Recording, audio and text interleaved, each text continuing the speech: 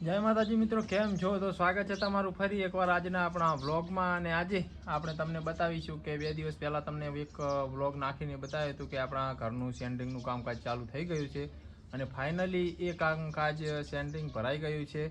અને કેવું સેન્ટિંગ ભરવાનું છે એ તમને બતાવું, તો બન્યા રહેજો આપણા આજના વ્લોગમાં. ફાઇનલી મિત્રો તમે જોઈ શકતા હશો કે આપણે કોપિંગ ભરાઈ ગયું છે. જો પહેલાં કેવું હતું અને હવે કેવું થઈ ગયું છે. જો અહીંયાથી આની લેવલ બરાબર ભરી દીધું છે, કોપિંગ ભરી દીધું છે, જેથી કરીને ઘરની મજબૂતાઈ પણ બની રહે અને લાંબા ટાઈમ સુધી કંઈ તકલીફ પણ ના થાય. જો આ બાજુ ભરાઈ ગયું છે. આ રસોડાનો ભાગ છે, જે રસોડાના ભાગમાં પણ કામકાજ થઈ ગયું, કોપિંગ ભરાઈ દીધું છે. અને આ એવી રીતે કોપિંગ ભરાય. જો કેટલું મોટું વોલ છે. આપણે આ ભાગ આગળનો ભાગ જે વોલનો ભાગ છે, જે ટાળિયા માટે રાખેલો છે. આ ભાગ રસોડા આ રૂમનો ભાગ છે. કે અહીંયાથી પણ બતાવી દીધું તમને કે રૂમ કેટલો મોટો છે, રસોડું કેટલું મોટું છે. તો જુઓ, એ આટલાથી માંડીને આટલા સુધી રૂમ છે અને અહીંયાથી આ ભાગ રસોડાનો છે.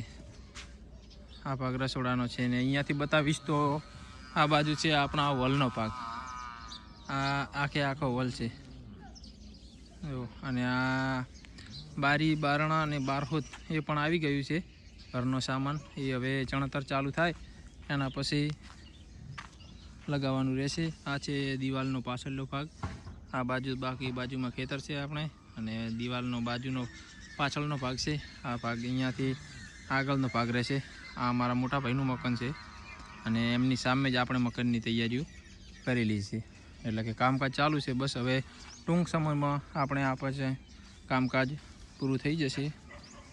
કામકાજ ચાલુ કરી દીધું છે.